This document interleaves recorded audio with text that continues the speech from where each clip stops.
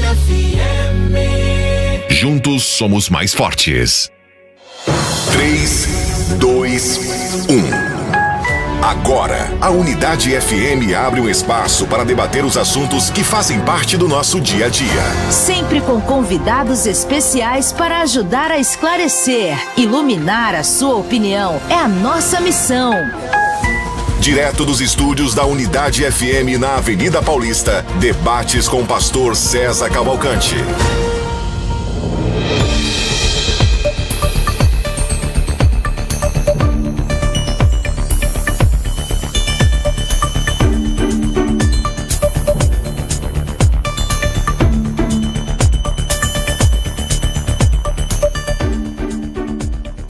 O dom de cura é um dom vigente para a igreja hoje. Esse é o tema de hoje do programa de debates da Rádio Unidade FM. Eu sou o pastor César Cavalcante. Seja bem-vindo, seja bem-vinda. Está no ar mais uma edição do programa de debates da Rádio Unidade FM. O dom de cura existe ainda hoje ou foi um dom específico para um período específico da história da igreja, para uma meta específica, uma razão específica?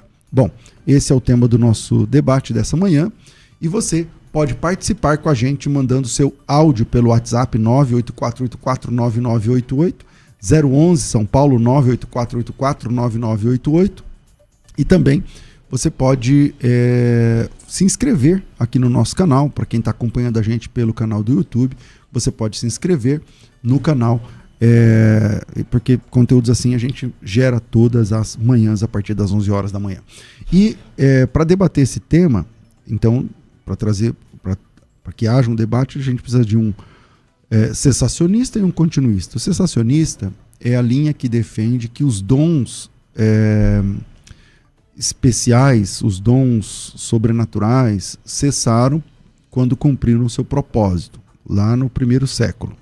E os continuistas, dentre eles existem pentecostais, não somente pentecostais, mas aqueles que creem que os dons especiais, né, eles extraordinários, essa é a palavra que eu estava procurando, os dons extraordinários, eles continuam fazendo parte da vivência da igreja.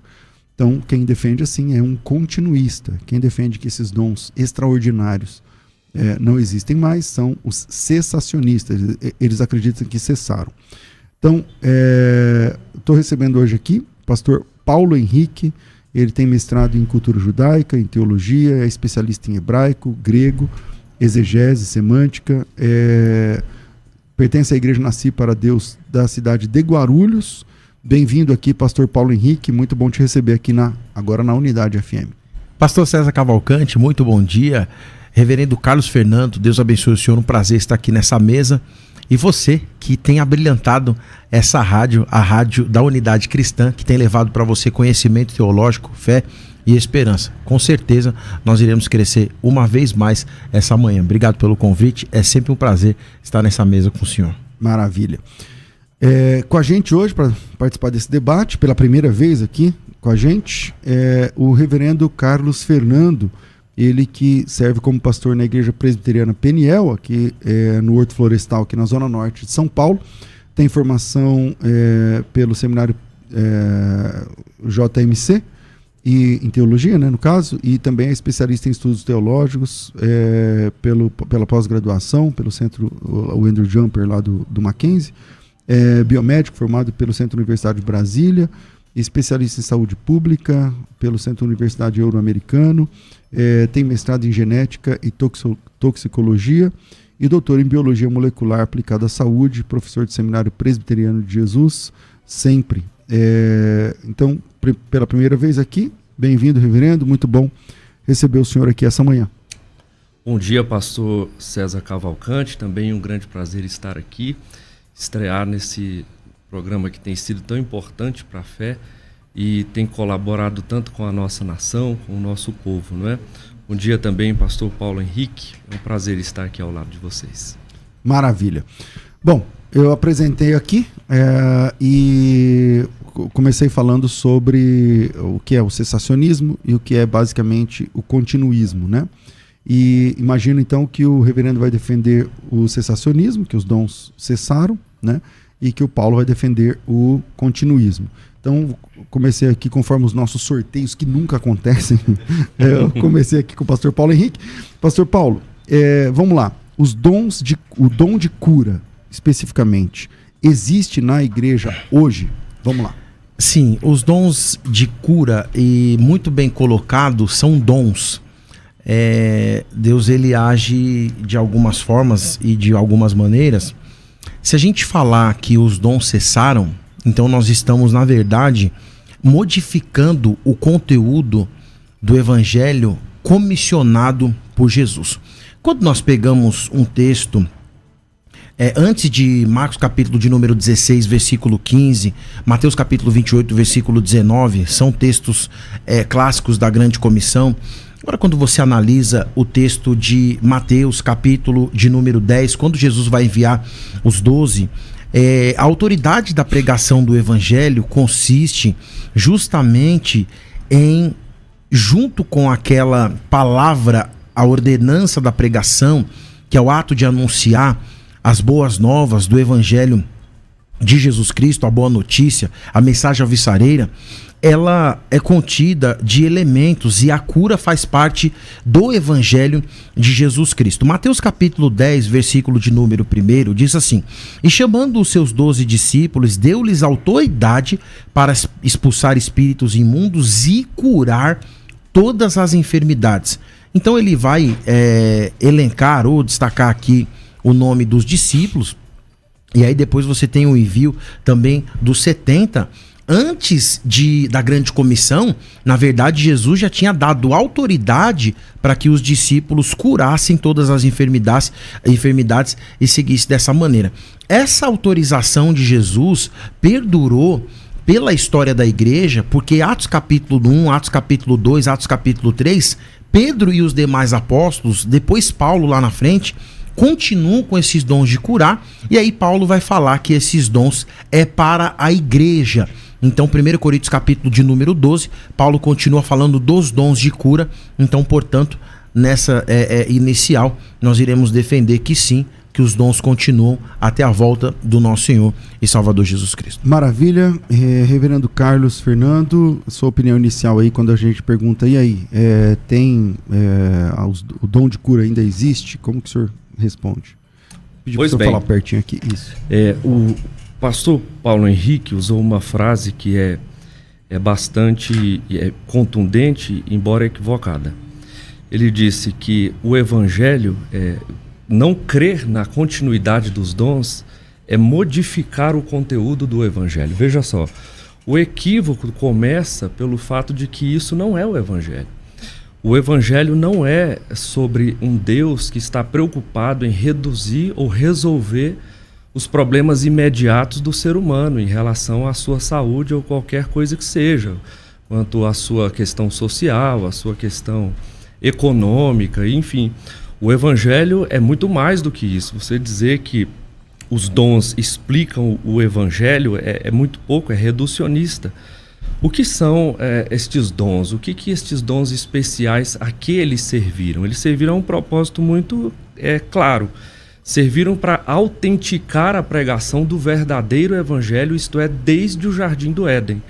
Então Deus, muito didaticamente, está explicando para o homem que a finalidade do evangelho não é resolver seus problemas temporais, mas resolver seu problema eterno. Qual problema eterno?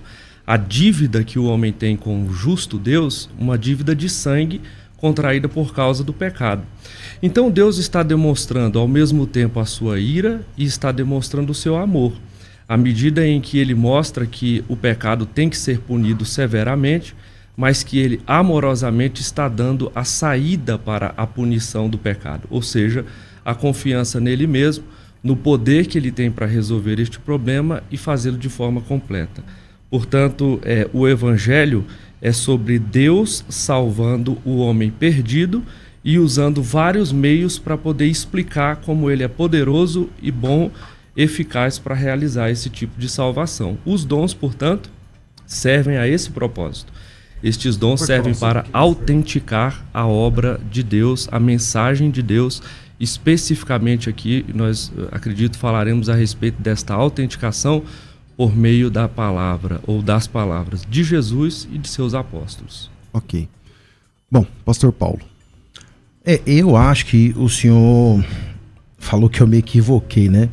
Mas, de antemão, o senhor não mostrou o equívoco. Primeiro, quando se fala de equívoco, e aí eu usei a palavra evangelho, a palavra evangelho vem do hebraico bezoral, do aramaico, em grego é evangelion, evangelia, evangelizo, e ela é a junção de duas expressões: trazer, carregar ou portar boa notícia.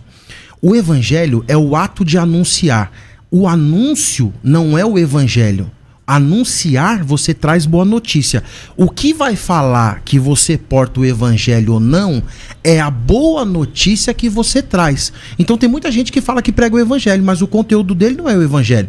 Então quando você fala que eu me equivoquei, estou definindo a palavra para mostrar para o senhor que, baseado no que diz o texto, não há equívoco nenhum. Agora, se eu mostrei que Jesus deu essa autoridade para os discípulos, o senhor está falando então que não foi o pastor Paulo que se equivocou, foi Jesus.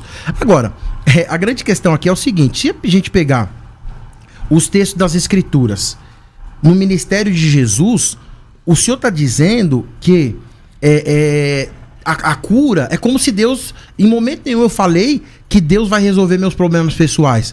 Se o senhor entrou num problema, cada um que tem que se virar com seus problemas. Deus não tem que ficar resolvendo o problema de ninguém. Agora, muita verdade é que se Deus não vem resolver os nossos problemas, nem vivo nós estaríamos. Essa é a grande realidade. Porque a gente entra em umas aí que só Deus para resolver. A culpa é dele? Não, a culpa é de quem entra em problema. Agora, vamos mostrar 10 textos que Jesus cura e é o evangelho, porque o evangelho é a boa notícia. Primeiro, Mateus capítulo 8, versículo 1 a 4, Jesus cura um leproso. Isso não é o evangelho? Mateus capítulo 8, versículo 5, Lucas 7, 1, 10, Jesus cura o servo do centurião. Em Mateus 8, 14, 15, Marcos 1, 29, 31, Lucas 4, 38, 39, Jesus cura a sogra de Pedro. Jesus cura muitos enfermos ao entardecer, em Mateus 8, 16, 17, Marcos 1, 32, 34. Jesus cura um paralítico em Mateus capítulo 9, versículo 1. Jesus cura a mulher de hemorragia ou do fluxo de sangue em Mateus capítulo 9, versículo 20. Enfim, se Jesus não pregava o evangelho, se o conteúdo da mensagem que Jesus pregava não fosse o evangelho, então Jesus não deveria curar ninguém. As pessoas não deveriam procurar Jesus com a esperança de uma cura. Então o que o senhor está falando, na verdade, é contra o evangelho de Jesus. O que eu estou dizendo é que Deus não tem obrigação nenhuma, mas ele chama os discípulos, mostrado em Mateus capítulo de número 10, dizendo: vão e curem os enfermos. Isso aqui é um imperativo. A grande comissão de Mateus capítulo 28 não é a grande comissão sem os dons de cura. Paulo não começa a igreja, aliás, quando a igreja começou, em Atos capítulo de número 2, Pedro tinha muito dinheiro, porque o pessoal vendeu quase 3.000 almas, colocou dinheiro no pé dos apóstolos. Barnabé tinha vendido um campo, o campo custava muito dinheiro. Na hora que o paralítico fala pra ele assim, faz alguma coisa por mim, ele fala: não tenho ouro nem prata, tinha dinheiro. Só que ele tinha algo melhor pra dar. O que eu tenho eu te dou. Com quem deu pra ele isso aí? Foi Jesus. Levanta e anda em nome do Senhor Jesus. Então assim, desculpa, com todo respeito e carinho, eu não me equivoquei. Aqui está a definição gramatical e morfológica da palavra e mostrado na prática que o evangelho é a mensagem de Jesus seguido dos sinais, e esses sinais vão seguir todo aquele que crê no nome dele. Reverendo Carlos. Todos os textos que o senhor falou a respeito de cura são verdade. É verdade, houve cura. Mas eu preciso lembrar o senhor outra vez. O evangelho não é sobre resolver problemas temporais. Mas quem falou que é? O senhor. Não, eu não falei que é. Quando o senhor disse que, por exemplo, as curas acabaram, isso não é evangelho, isso é contrariar o próprio Cristo. Veja bem, deixa eu explicar uma coisa para o senhor de novo. Todas as vezes que Jesus fez essas coisas, ele tinha um propósito. É fazer com que as pessoas entendessem a grande mensagem do evangelho. Quando a gente conta uma história para uma criança na escola, a gente procura ser muito didático, não é? A gente escolhe lá uma historinha qualquer, a história do jacarezinho egoísta, a gente conta passo a passo, mas aquela história não é sobre jacaré, não é sobre o Pantanal, aquela história é sobre uma lição moral muito grande que está por detrás dela.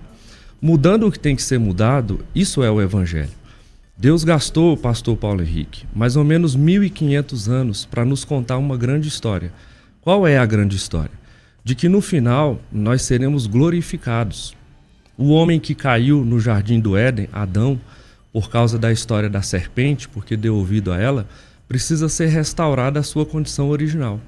Como é que o ser humano vai entender que existe um Deus que ele nunca viu face a face e que é poderoso para transformar a sua realidade eterna, especialmente notada no momento em que ele fechar os olhos nesta vida, ou seja, depois da morte? Como é que alguém vai confiar nisso? Ora, Deus gastou 1.500 anos para contar essa história. Todas as vezes que Jesus curou alguém é porque ele estava dizendo: eu sou a ressurreição e a vida. Alguém que diz que é capaz de ressuscitar precisa primeiro provar que é capaz de curar. E logo depois, quando ele continua falando a respeito disso, na progressão do seu ensino, grave bem essa expressão, a gente vai ver Jesus mostrar que ele também era poderoso para levantar quem já havia morrido. Mas eu faço uma pergunta para o senhor: onde estão as pessoas curadas? Todas as pessoas curadas, outra vez, tiveram algum modo de cessar a sua própria vida, seja por outra enfermidade, seja pela sua própria idade. As pessoas que Jesus ressuscitou, nós não encontramos com nenhuma delas na padaria hoje pela manhã, não é verdade? Porque todas voltaram a morrer. Porque as curas e também a ressurreição não é não é o fim de uma história, é o meio de uma história. E qual é o fim dessa história? É a prova de que aquele que é poderoso para curar, de que aquele que é poderoso para transformar e até para ressuscitar, é poderoso para glorificar e fazer com que o homem retome a sua condição original de perfeição, onde não haverá mais necessidade de cura e nenhuma dessas coisas. Eu, antes de devolver aqui a palavra, faço, por exemplo, uma lembrança a todos nós em relação a esse período de pandemia, né? A gente viu nas páginas do Evangelho, de Atos, enfim, os apóstolos andando e até as sombras dele curando, não é assim? Interessante, porque a gente viu muita gente prometendo cura, mas a gente nunca viu uma pessoa atravessar uma UTI com este tal dom de cura e levantando-se então de um por um as pessoas que passavam a sombra dele por cima, demonstrarem que ele de fato tinha esse dom, não é? Eu sei que é muito embaraçoso para os continuistas esse tipo de agenda, a gente perceber que o dom de fato cessou, porque a gente tem pessoas sendo curadas, é fato isso, não é? Mas não se trata do dom como ele aconteceu na primeira era apostólica, e se houver ocasião a gente fala sobre isso. Pastor Paulo. Eu não sei se o senhor entendeu o tema, mas o tema é assim: existem curas nos dias de hoje, e aí eu estou mostrando biblicamente que além de Jesus... O tema é se existe o dom de cura. Isso, existe o dom de cura hoje. Mostrando biblicamente que o ministério de Jesus era regado de cura. Aliás, é até difícil para vocês, quando eu falo vocês, sensacionista, mostrar Jesus esbarrando alguém que procurava ele numa esperança de ser curado. E aí, Lucas capítulo 4, versículo 40, é bonito o discurso, mas eu vou fazer o discurso em cima da Bíblia. Lucas capítulo 4, versículo 40 diz assim: ao pôr do sol,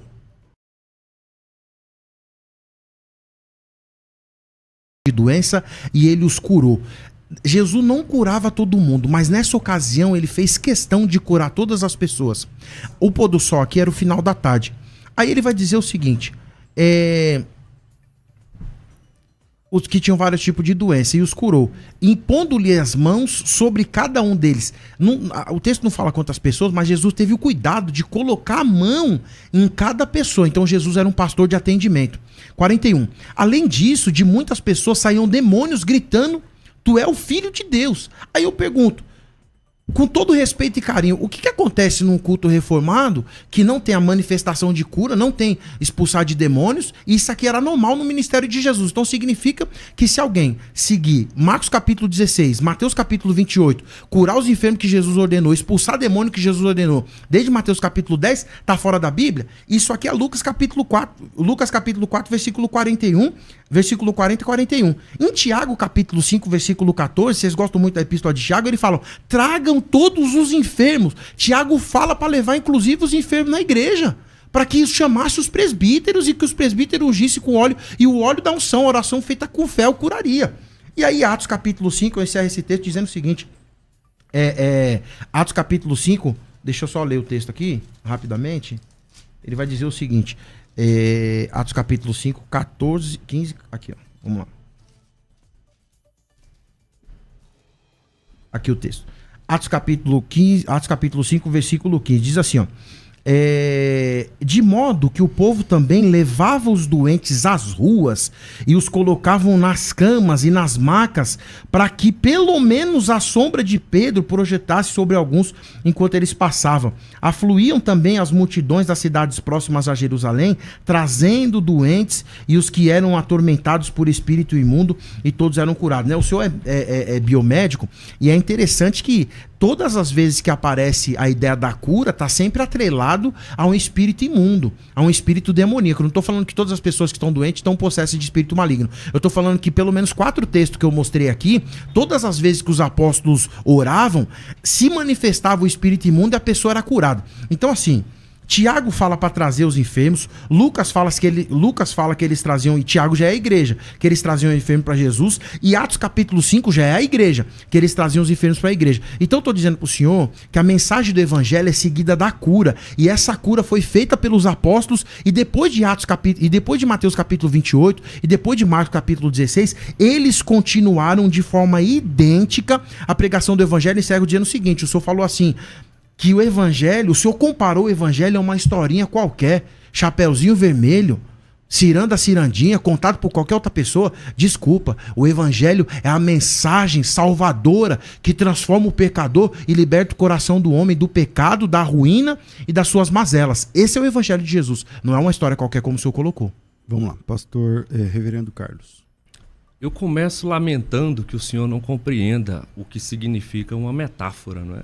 Uma figura de linguagem, uma explicação por comparação, né? Obviamente que como pastor eu jamais reduziria o evangelho a uma historinha, né? Mas é que foi o exemplo que o senhor utilizou. Mas o senhor foi infeliz no comentário. Mas foi o senhor que comentou. Eu usei o comentário, então, mas em algum quando momento o senhor quiser fazer uma comparação, o senhor usa a expressão como? Só um pouquinho. Semelhante. Em algum momento eu disse que o evangelho é como uma historinha. O senhor disse, está gravado aí. Não, depois o pessoal vai analisar. Querido, mas a gente está esvaziando o debate quando o senhor abraça esse tipo de coisa. Mas eu não abracei nada, eu estou falando o que o senhor falou. Tudo bem, então vamos em frente. Então, como eu disse, o evangelho não é uma historinha. Agora acho que o senhor entendeu. Agora o senhor corrigiu, né? Anota para o senhor não esquecer. Não, o senhor corrigiu agora. O evangelho não é uma historinha. O evangelho agora é a ficou melhor. mensagem. O problema é que o senhor reduz o evangelho a um Deus que a gente chama como um xamã para resolver o nosso problema. Venha me curar, venha fazer isso. Ora, qualquer pessoa doente precisa de cura, eu não tenho dúvida. Qualquer pessoa que está sofrendo precisa de ajuda. E buscar no evangelho e em Cristo, o autor do evangelho, aquilo que a ciência não pode dar, porque a ciência é um meio de graça de Deus, é algo legítimo. Eu faria isso e recomendo a qualquer pessoa que esteja nessa condição que o faça. O problema é que o senhor, que desconhece um culto reformado e fala que não sabe como é que acontece no nosso culto, e quando o senhor interpreta Tiago, eu vejo que o senhor não entende mesmo. Porque o texto de Tiago aqui em nenhum momento diz para a gente levar para a igreja, para que os presbíteros orassem. Pelo contrário, se o senhor ler bem, aí vai perceber que está escrito que deve chamar os presbíteros da igreja. Quer dizer, o povo, os pastores do rebanho de Cristo, devem estar prontos para ir onde o povo chamar, onde os enfermos clamarem por ajuda.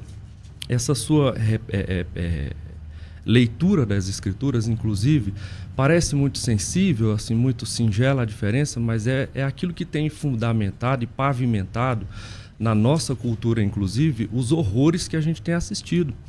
Eu passei, pastor César, a maior parte da minha vida dentro de um hospital.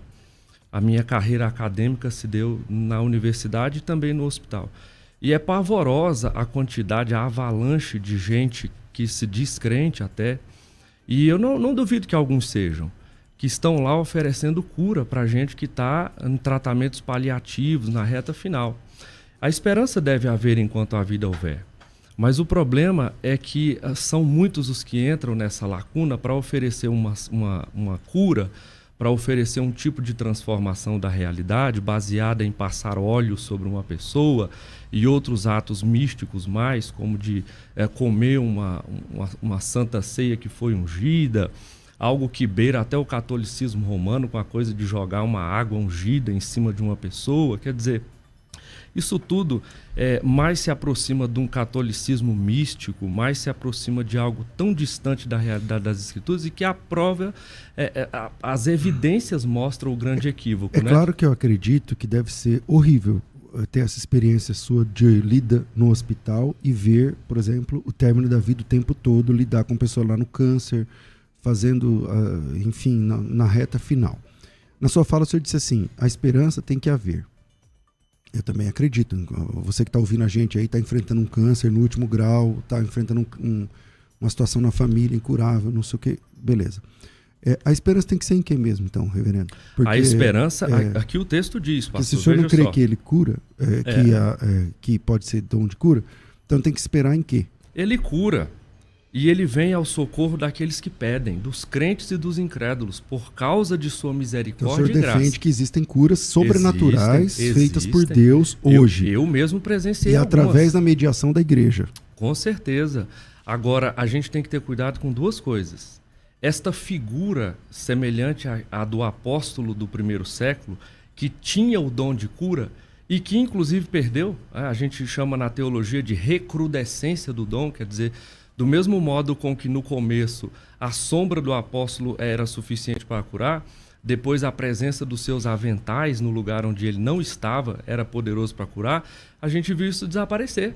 A gente viu eles parando de fazer esse tipo de cura, porque a finalidade do evangelho não é fazer um indivíduo dotado de cura, como um carismático xamã, que a gente chama ele em qualquer lugar e ele resolve o problema, porque isso não existe.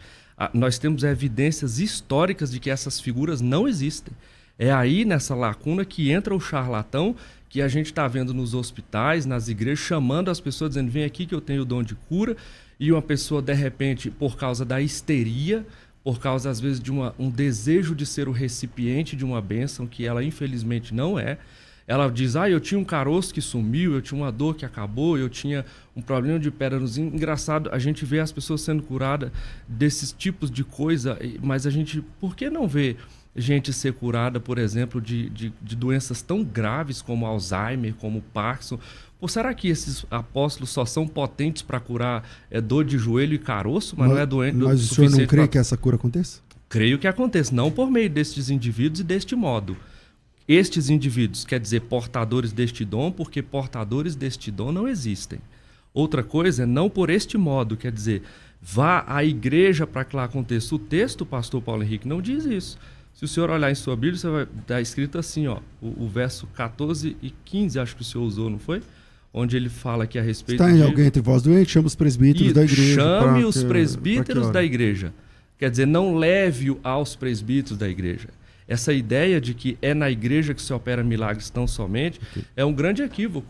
Então, no culto reformado, nós vamos ver Deus operar milagres por causa da sua misericórdia e graça, em resposta ao clamor daqueles que Deus deseja ouvir, não por meio de um indivíduo ou outro. Então, não vá em busca do pastor Carlos Fernando, nem do pastor fulano de tal, porque ele não tem esse dom para curar.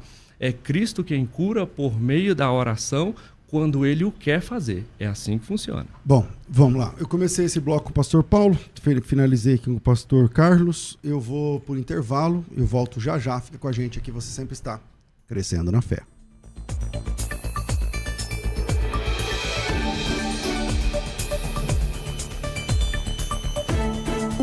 Debates com o pastor César Cavalcante. Curta a nossa página no Facebook e segue a gente lá no Instagram, facebook.com/UnidadeFM. Por que escolher a Faculdade Teológica Bethesda? Você é apaixonado pela Palavra de Deus? Quer aprofundar seu conhecimento bíblico, crescer espiritualmente e ainda desenvolver suas habilidades para o serviço no Reino de Deus? Então a Faculdade Teológica Bethesda deve ser sua escolha. Uma formação teológica de qualidade exige dedicação e, claro, um conteúdo confiável. E a FTB é comprometida com a boa teologia bíblica. Cursos ministrados por professores renomados, especialistas especialistas em diversas áreas da teologia, uma educação de qualidade baseada nos princípios da fé cristã. Tudo o que você espera para crescer na fé e no conhecimento bíblico, você encontra na Faculdade Teológica Bethesda, a maior instituição de ensino de teologia à distância no Brasil. Saiba mais acessando faculdadebethesda.com.br. Dê hoje mesmo o próximo passo para uma jornada de fé e conhecimento. Faculdade Teológica Bethesda, moldando vocacionados. Eu quero começar mandando um abraço para a turma que começou ontem a imersão Hebraico Fácil, para quem está aprendendo a língua original do Antigo Testamento. Nós éramos eu não sei o número exato de alunos na sala ontem, mas ao todo eram quase 1.600. Quase 1.580 e poucos alunos, que ontem iniciaram na FTB uma jornada para o conhecimento da língua original do Antigo Testamento, o hebraico bíblico.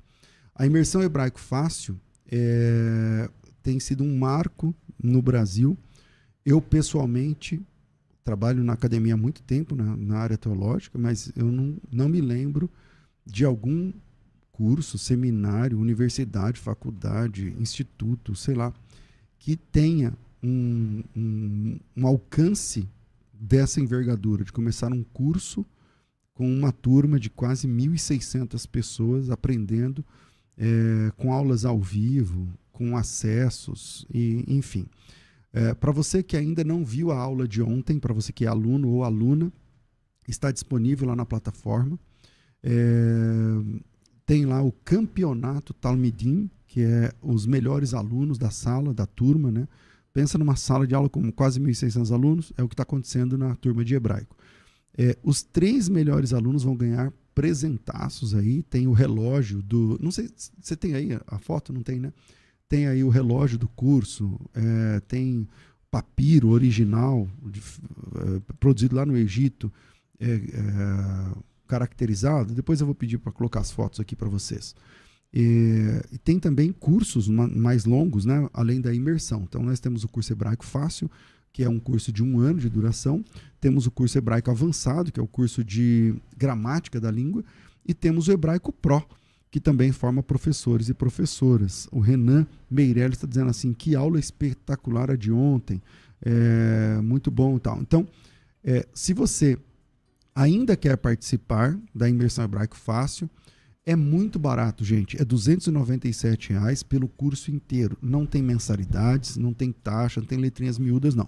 Você paga 297 e participa. Tem certificação no final, você tem acesso a todas as aulas, você tem acesso ao grupo de alunos, à comunidade de alunos, que é onde tem lá 10 outros professores corrigindo os trabalhos de vocês, e está tudo disponível para você. Para quem está acompanhando pela rádio, me chama no WhatsApp 97511-3385, 011 aqui em São Paulo, 97511-3385. E para quem está acompanhando pelo YouTube, clique no link que aparece na descrição do vídeo ou fixado aqui no chat para quem está aqui ao vivo. E faça a sua inscrição. Eu não tenho notícia de outro trabalho como esse no Brasil, nas 4 paredes aqui do Brasil. Pode ser que tenha, eu pessoalmente não conheço. Mas se você perder essa, só no segundo semestre agora ou no próximo ano. Então, faça aí um investimento pequeno do ponto de vista financeiro, já pagar R$ 297, mas você tem todos os módulos, atendimento, comunidade de alunos, certificação no final, credencial de aluno, que você vai ser aluno da FTB, então volta a ser estudante, tem desconto até no cinema. Então, tudo isso está disponível para você, é só participar e dá tempo. Você só perdeu a aula de ontem, mas você fazendo a inscrição agora, já fica disponível a aula de ontem para você, você já se atualiza e já entra na aula de hoje atualizada, beleza? Então faça a sua inscrição e venha com a gente. A Giovana está dizendo, gente, é incrível o método, até está dizendo que até o gato dela aprendeu lá na casa dela. Então vem com a gente, você também. WhatsApp 97511-3385. Aprender hebraico não precisa ser um bicho de 7 cabeças, o que falta é método e você pode alcançar isso com muita facilidade. Daí o nome Hebraico Fácil. Imersão Hebraico Fácil. Tá a todo vapor. A segunda aula é logo mais à noite. Vira aí e a gente volta já. Vai.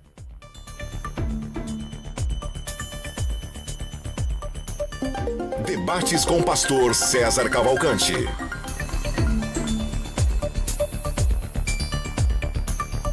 Som. Estamos de volta com o programa de debates da Rádio Unidade FM e o tema de hoje é se o dom de curas existe ou não. Pelo que eu entendi, porque quando a gente fala do cessacionismo, eu pessoalmente não sou cessacionista, mas eu tento fazer justiça. O cessacionista, ele acredita em curas sobrenaturais. Ele só não acredita que aqueles dons de curar permanecem atuais hoje. A cura hoje acontece de forma sobrenatural, quem cura é Jesus, não sei o quê, mas é como algo extraordinário, assim, Deus quis ali naquela situação curar. Então, não é que o cessacionista não ora por cura, nem nada disso, tá certo? E o continuista entende que os dons não cessaram, primeiro porque não tem um texto que diga que ele cessou. O que existe é uma compreensão teológica com base na história e tal, tudo mais. Então, acho que estou fazendo justiça aqui para os dois lados. Se eu estiver cometendo alguma injustiça, por favor, me apontem aqui. Volto aqui com o pastor Paulo Henrique. João capítulo 14, versículo de número 12, em grego diz assim: Amém, amém, lego emin ho pisteu, es emta ergaha ego poi kakimenos, poisen kai maisona tonto poisi, roti ego proston patera poriomi, ou num grego bíblico poriomai. Na verdade vos digo que aquele que acredita em mim fará obras maiores do que essas que eu faço. Porque, por qual motivo eles farão obras maiores do que essa que eu faço? Porque eu vou ou eu estou indo para o meu Pai. Então esse texto fica claro que Jesus estava indo para o Pai, e indo para o Pai ele deixa uma ordem dizendo que é o seguinte, que quem cresce nele realizaria obras maiores do que aquelas que ele realizou, e essas obras também estão relacionadas à cura. 1 Coríntios capítulo 12, versículo, o senhor pode discordar lendo o texto aqui, se quiser fazer uso do grego será até melhor. 1 Coríntios capítulo 12, versículo 9, em grego diz assim: Heteropistis ento autopneumati alo de charismata, amaton ento rene pneumati. E a outro, a fé, pelo mesmo Espírito, dons de curar. Pneumata é uma expressão no plural. Eu vou fazer uma pergunta para o senhor, para a gente deixar o debate equilibrado. A expressão dons de cura, né? A expressão curar, curas, pneumata, o senhor falou que não repousa igual em Jesus e nos apóstolos sobre cada indivíduo nos dias de hoje. Eu pergunto, qual palavra foi utilizada para modificar que esses dons continuariam nos dias de hoje sobre cada indivíduo, diferente de carismata, perdão, carismata, carisma, se mudou sobre cada pessoa? Qual a palavra passou a ser utilizada para que alguém pudesse orar e ter autoridade para receber ou distribuir a cura no nome de Jesus? Pastor Paulo Henrique, se eu puder lhe fazer uma sugestão, fale na língua do povo. Fale na língua que as pessoas entendem. Mas eu estudei para colocar na mesa. Se o senhor não sabe, só falar que não sabe, tá tudo bem. Não, a questão não é essa. Eu não vim aqui pra gente fazer uma queda de braço. Não, mas não é queda de braço, eu só usei o texto aqui. Mas eu não tô usando porque eu sei. Fale na língua do povo. Eu tô usando porque a língua do povo é essa daqui. Deixa eu dizer. Não é o povo, é eu e o senhor. Faz assim, ó. O senhor lê em grego, interpreta, entende de forma bem adequada e fala na língua que o povo entende, tá bem? Eu prefiro seguir nessa linha, se o senhor me permitir. Eu não tenho como provar que uma coisa que não existe, existe, porque ela não existe. Tá bom, obrigado. Então, isso já respondeu a minha pergunta. Não tem. Não tem a palavra, não mudou. Okay? A gente chega a conclusões a respeito do texto bíblico, e isso é legitimado, acredito até pelo senhor, que tem coisas que não estão explicitamente escritas nas Escrituras, mas são verdades. Elas são lógico e claramente deduzidas das Escrituras. Por exemplo, qual é o texto nas Escrituras que diz que a Trindade existe? Nenhum. É que não é o caso porque aqui, né? Lógico e claramente nós vamos... É porque o senhor não entende metáforas, eu estou ajudando o senhor a entender isso. É comparações, né? Eu tenho um problema de dicção. Eu notei. Então a gente, quando faz esse tipo de análise, percebe que a leitura das Escrituras não pode ser literalista nesse sentido. Entendi. Ok? Jesus disse, eu sou a porta. Se você é literalista, você tem que procurar a maçaneta. Onde está, não é? A questão é que não está, porque ele quis dizer que ele era o caminho, a entrada, o meio para um fim, ok? Então, quando a gente entende esse tipo de coisa, o senhor vai entender o seguinte. Jesus falou que faria obras maiores do que nós faríamos, os seus discípulos, no caso, obras maiores do que a dele. É verdade. Só que qual é a grande obra? É sermos curandeiros de gente doente? A resposta é não. A resposta é, nossa igreja é uma espécie de centro de cura para pessoas que estão enfermas? Não, o nome desse lugar é hospital, ok? Então, o que Jesus está querendo dizer quando ele fala de fazermos obras maiores do que as dele? É simples. Ele disse que os seus discípulos não deveriam sair da cidade porque desceria o Espírito, não é? E que a obra do Espírito os faria lembrar do pecado, da justiça, do juízo, e recebereis poder ao descer do céu o Espírito. Para quê? Para serem curandeiros? Não.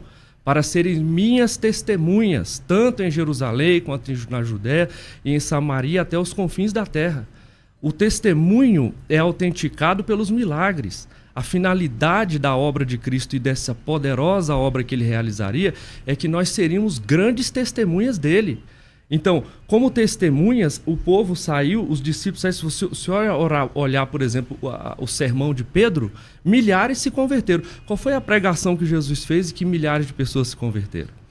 Não há menos potência na pregação de Jesus, o que há uma promessa. Como é que é a pergunta que o senhor fez? A respeito? Da pregação que converteu milhares? A pregação de Jesus disse que nós faríamos obras maiores do que a dele, certo? Sim. E o Espírito era o meio que nos garantiria esse poder para operar essas obras. Isso. E as obras que o Espírito veio para que nós operássemos não foram obras de cura, mas obras de serem minhas testemunhas. Mas não é disso que está tratando o texto, né? Porque assim, ó, o texto de Jesus, ele fala assim, ó, acreditem em mim, credes que eu estou no Pai, o Pai em mim. Credes ao menos pelos milagres, pelas obras. As obras que ele está vendo ali são sinais, né? Autenticam então, o fato da gente crer em Deus. Isso, é disso que ele está tratando. Isso. Os milagres que ele faz, o aleijado, anda. Então, se você não crê no que eu estou falando, veja os sinais que eu estou mostrando e esses sinais autenticam o que eu estou falando. Isso aí. Então é isso que ele está falando. Okay. Aí na sequência ele fala assim, inclusive, vocês, aqueles que creem em mim, também farão esses sinais ainda mais ou maiores, porque eu vou para junto do Pai. Não está falando que a igreja também tem essa...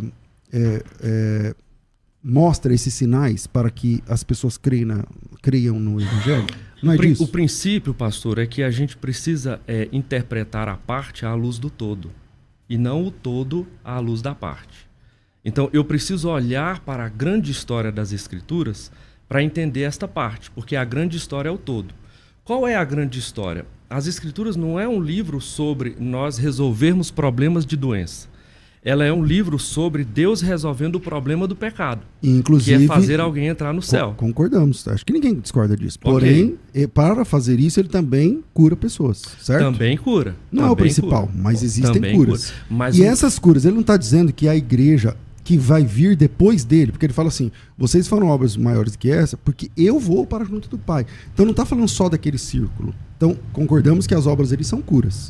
Mas não está dizendo, Jesus não está garantindo que a igreja viveria isso, vivenciaria curas. Com certeza. E a gente não vivencia? Então o assunto aqui é curas, né? É. Você tinha dito que não é. Mas a gente não vivencia cura? O tempo todo. Então, elas autenticam o que a grande mensagem das Escrituras estão nos mostrando. O quê?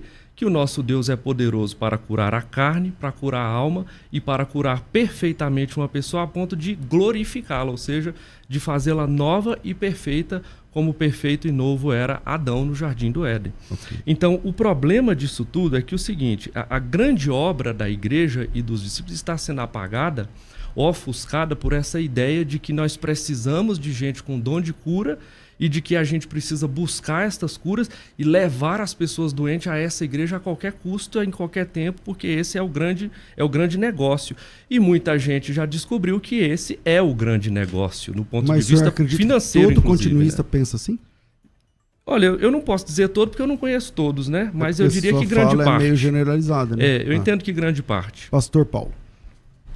Bom, a grande questão aqui é o seguinte, João capítulo 10, versículo 12, ainda pegando o canal aqui, quando ele fala assim, obras maiores, a palavra no texto aqui é misona, num grego mais antigo é meizona.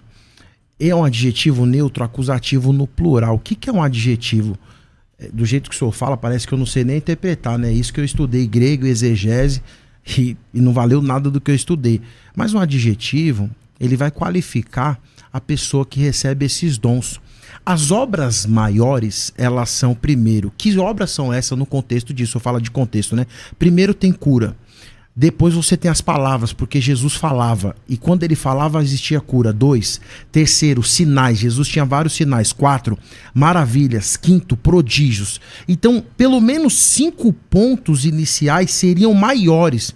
Eu sei que a gente não está fazendo 1% do que Jesus fazia.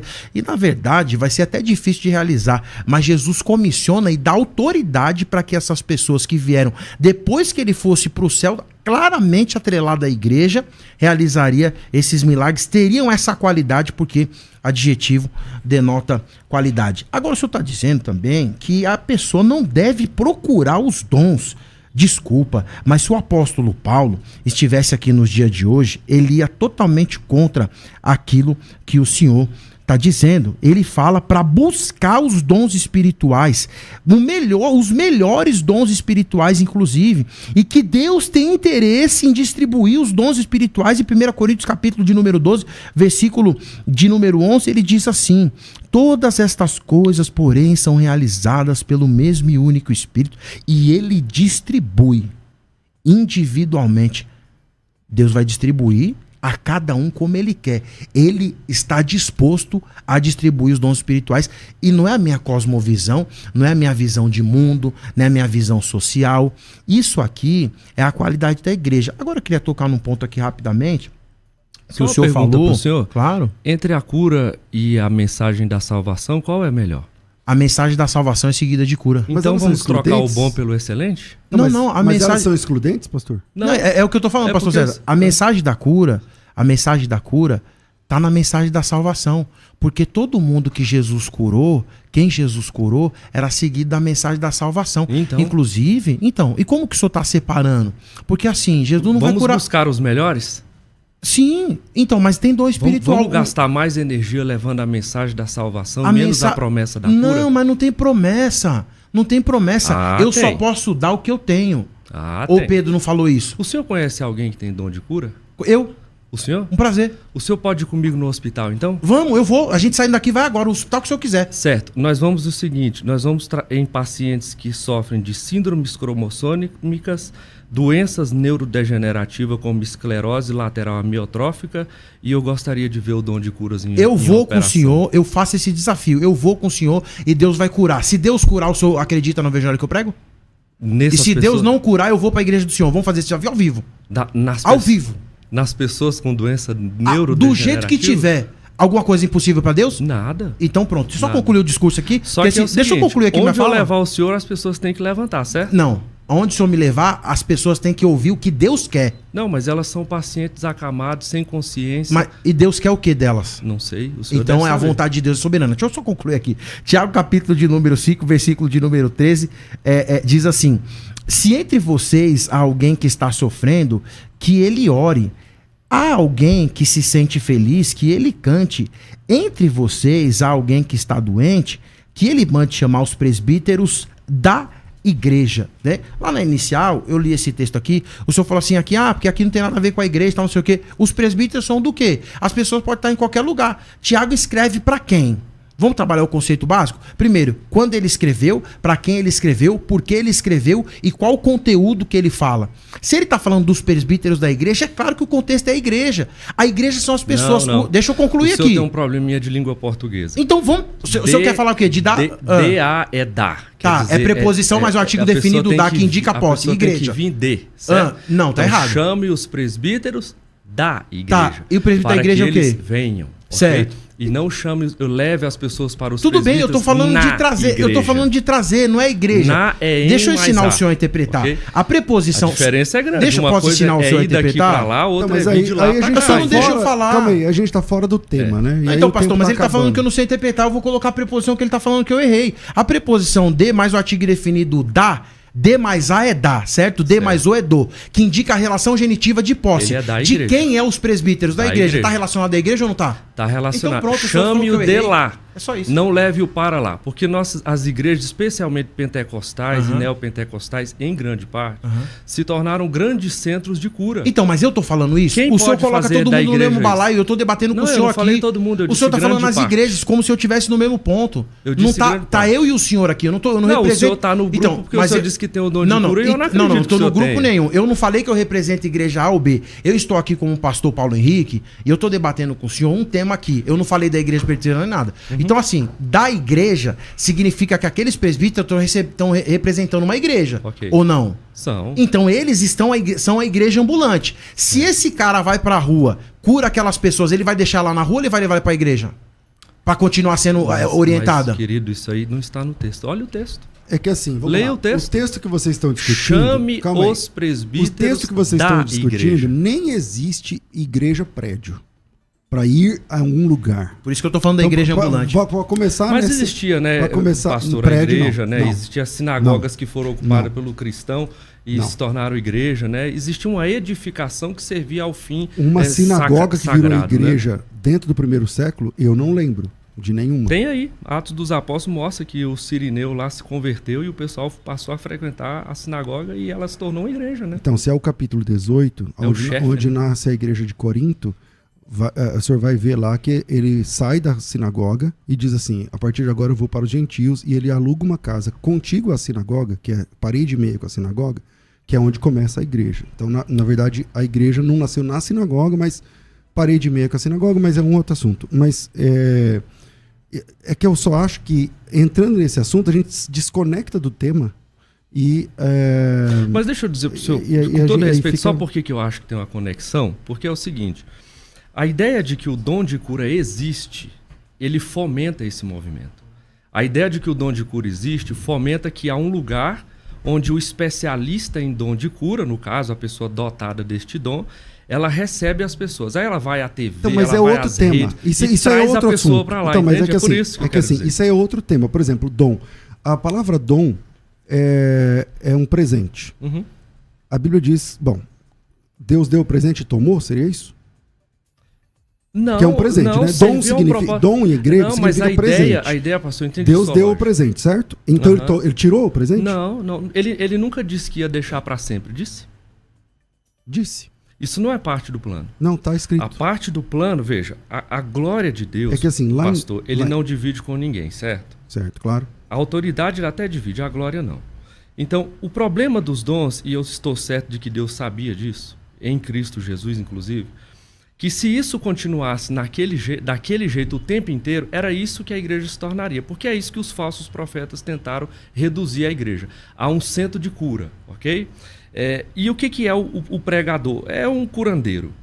A questão é a seguinte, será que é isso que resume o evangelho? A resposta é não.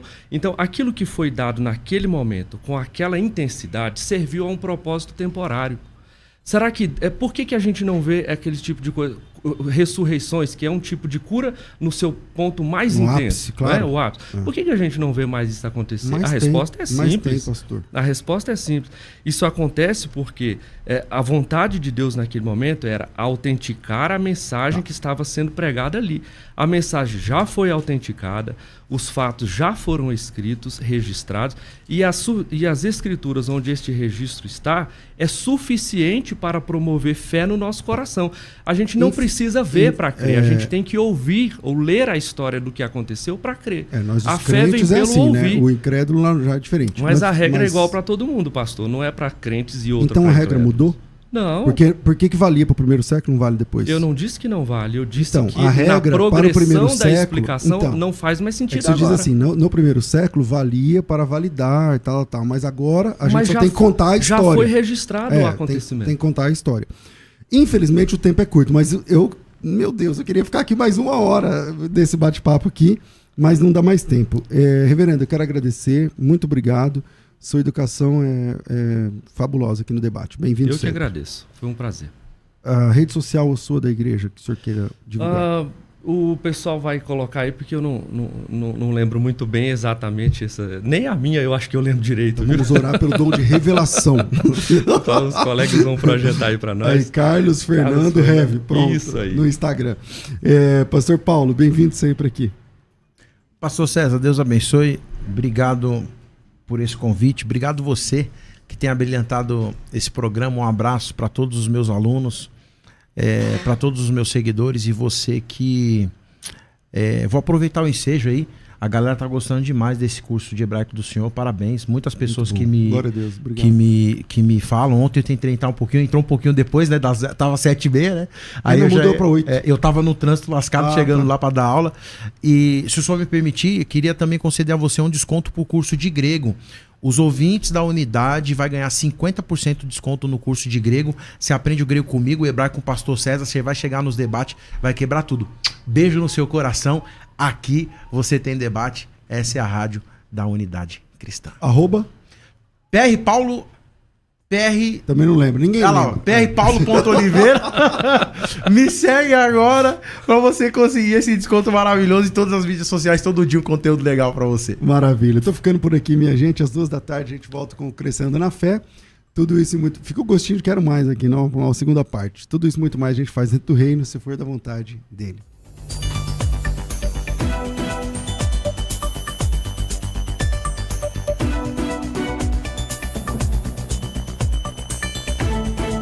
Você ouviu Debates na Unidade FM. Dentro de alguns minutos, este programa estará disponível no seu dispositivo de podcast. Basta digitar Debates Unidade FM e ouvir a qualquer momento, quantas vezes quiser. Disponível para Spotify e outros tocadores da Apple e Android. Unidade FM. Juntos somos mais fortes. A paz de Deus, graça e paz para os meus irmãos. Aqui quem fala é o professor Cleber Paixão. Na semana passada, eu participei de um debate no programa do pastor César Cavalcante. Como todos viram, não deu tempo para mensurar o meu parecer técnico, teológico, sobre o assunto principal, o tema principal. Qual que era? A CCB é uma seita ou não? No meu parecer técnico, eu não vejo ela como uma seita. Mas, como não deu tempo, o pastor César Cavalcante abriu um espaço neste dia 7 de maio, excepcionalmente às 10 horas da manhã, no Conversa Entre Amigos. Eu e ele vamos conversar um pouco sobre a minha vida, sobre teologia, filosofia, ciência e religião, falar muita coisa interessante. E também, olha que interessante, vamos falar sobre o tema principal. Ela é uma seita ou não? No meu parecer técnico, não, mas eu espero você lá. Convido todos da Unidade FM 96,5 a estarem conosco. Deus abençoe a vida de cada um e eu te espero lá.